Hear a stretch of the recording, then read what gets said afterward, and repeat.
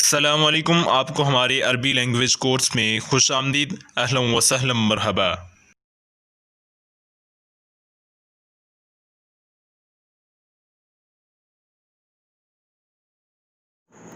الدرس الاول، فتحہ یا نصب، اردو میں اسے ہم زبر کہتے ہیں۔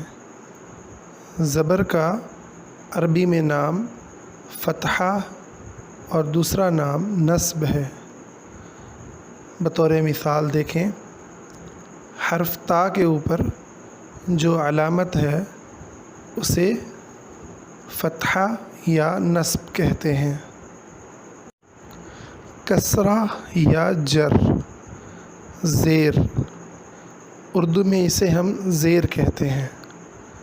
زیر کا عربی میں نام کسرہ یا جر ہے۔ مثال کے طور پر دیکھیں، حرف تا کے نیچے جو علامت ہے اسے کسرہ اور اس کا دوسرا نام جر ہے کہا جاتا ہے۔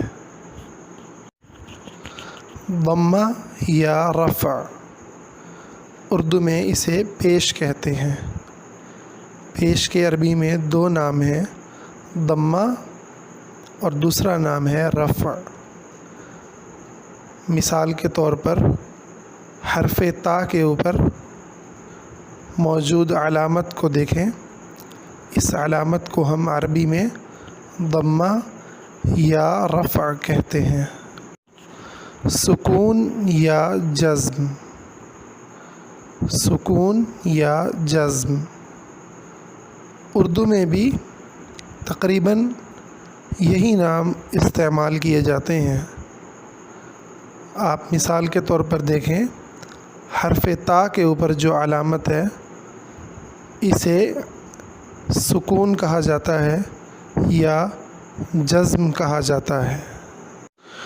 تنوین، دو زبر، دو زیر اور دو پیش کو تنوین کہتے ہیں۔ دو زبر، دو زیر اور دو پیش کو تنوین کہتے ہیں۔